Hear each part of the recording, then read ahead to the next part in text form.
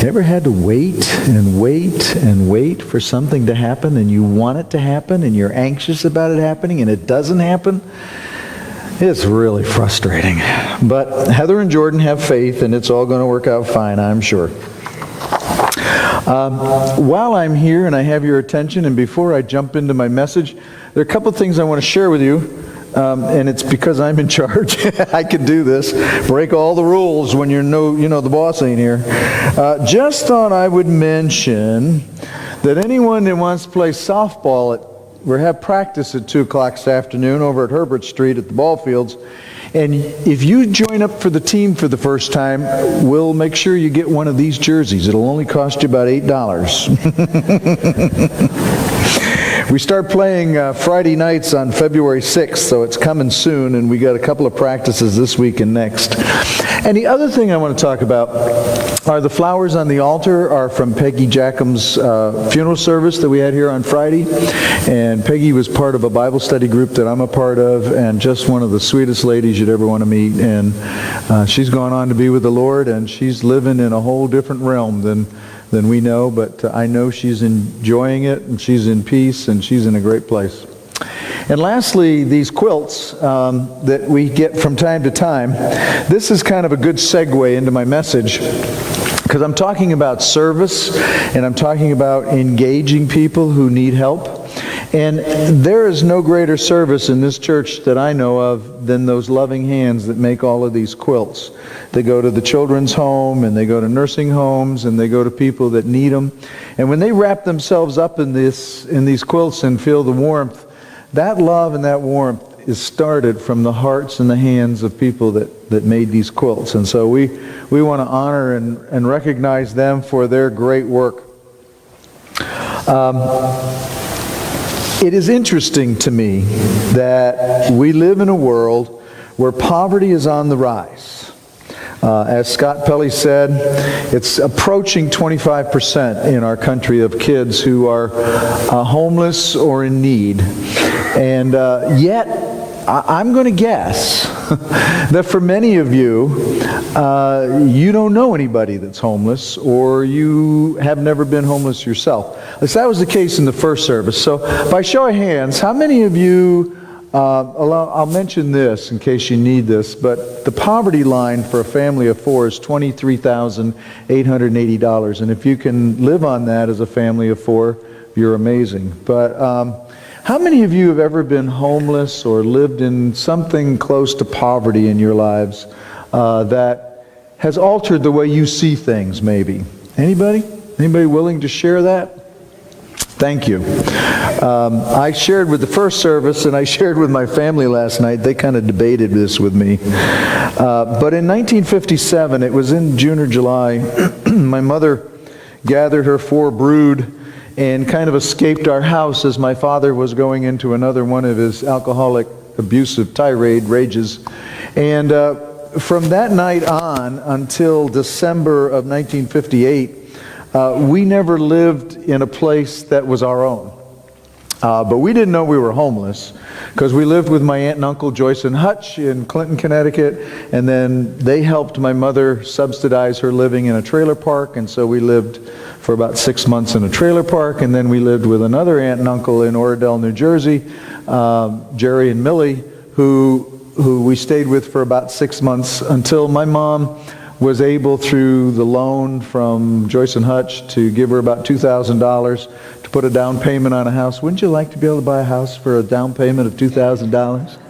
You know, the house was valued at $15,500. This was in 1958. And we moved to Hillsdale, New Jersey. And so from then on, we had this permanent residence. And the neat thing about having lived in Hillsdale, New Jersey, is that it was a very upscale, fairly wealthy community. There were some New York Yankee ball players that lived in our town, like Yogi Berra and those kind of guys. And the school system and the park system and the rec programs were second to none.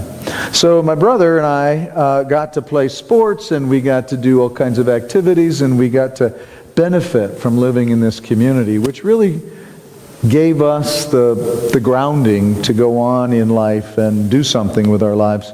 But for about 18 months, we were in this kind of vulnerable state where it was, I'm sure from my mother, very touch and go. She shielded us from all of the stress and strain of that, but nonetheless, I know that it was very, very difficult for her, and one of the reasons I know it was difficult for me personally is that in first and second grade, I had A's and B's. And when I went in third grade, after the separation, I started with D's and F's. The emotional trauma had an impact on me that nobody recognized. I didn't recognize. Teachers didn't understand all that stuff back in those days. And it set me on a course that I continued all the way through high school with D's and F's. And I might have got a C somewhere along the way, something. The only thing I ever excelled at was gym. Go figure. And so maybe that's why I'm coaching softball. Who knows? But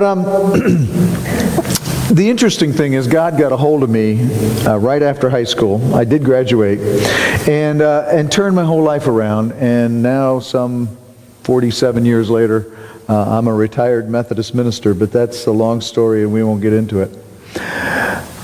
In our county, in Volusia County, something close to 41% rise in poverty and homelessness since 2007.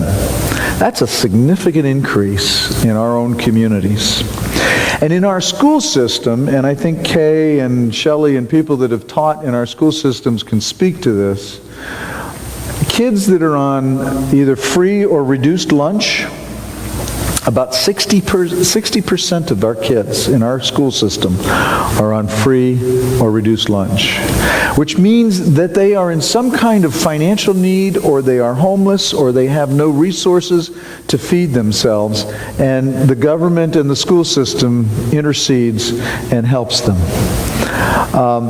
Earl Johnson, who either is or was the principal of Terry T. Small Elementary School up in Daytona, this was from 2011, so I don't know if he's still there or not, said that when you look at kids from poverty, based on research and data, those kids come to school behind. They don't have the background knowledge from reading books.